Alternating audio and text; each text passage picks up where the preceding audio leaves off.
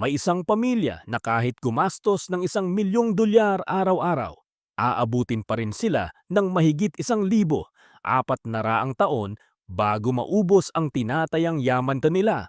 Hindi ito royal family na may palasyo o hari.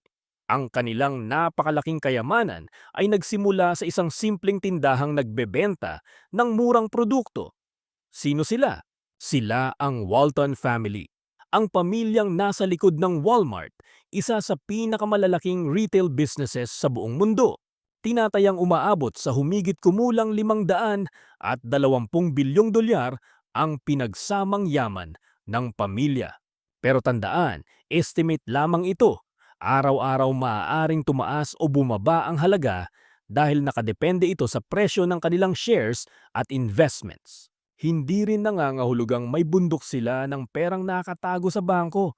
Karamihan ng kayamanan nila ay nasa pagmamay-ari ng bahagi ng Walmart at iba pang assets. Kapag tumataas ang halaga ng Walmart sa stock market, tumataas din sa papel ang yaman ng pamilya. Nagsimula ang kuwento kay Sam Walton na nagbukas ng unang Walmart store sa Arkansas noong dekada 60. Simple ang ideya niya, magbenta ng maraming produkto sa mas mababang presyo para mas maraming customer ang bumili. Sa halip na malalaking syudad lamang, nagbukas siya ng mga tindahan sa maliliit na bayan na hindi gaanong pinapansin ng ibang retailers. Unti-unting dumami ang stores, warehouses, suppliers at customers ng negosyo. Pero dito, nagiging interesting. Hindi isang tao lang ang nagmamay-ari ng napakalaking fortune na ito. Nahati ang kayamanan sa mga anak, apo at iba pang descendants ng founders. Kabilang sa pinakakilalang tagapagmana sina Rob Walton, Jim Walton at Alice Walton. Malaking bahagi ng kontrol ng pamilya ay nanggagaling sa napakarami nilang Walmart shares. Ibig sabihin, kahit hindi lahat sa kanila ang araw-araw na namamahala sa mga tindahan, nakikinabang sila sa paglaki at kita ng kumpanya. Para maintindihan ang laki ng 500 at 20 bilyong dolyar, isipin ang $1 bilyong bilang 1,000,000,000. Ngayon, ulitin mo yon ng mahigit 500 beses.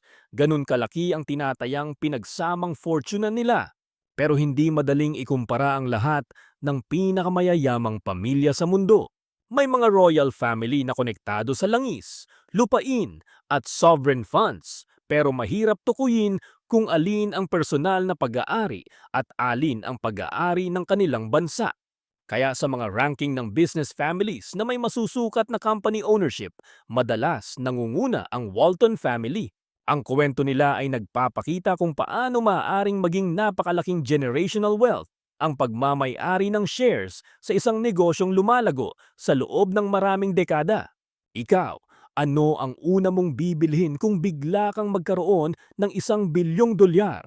I-share ito sa kaibigan mong inilalagay muna sa cart ang lahat bago tingnan ang total.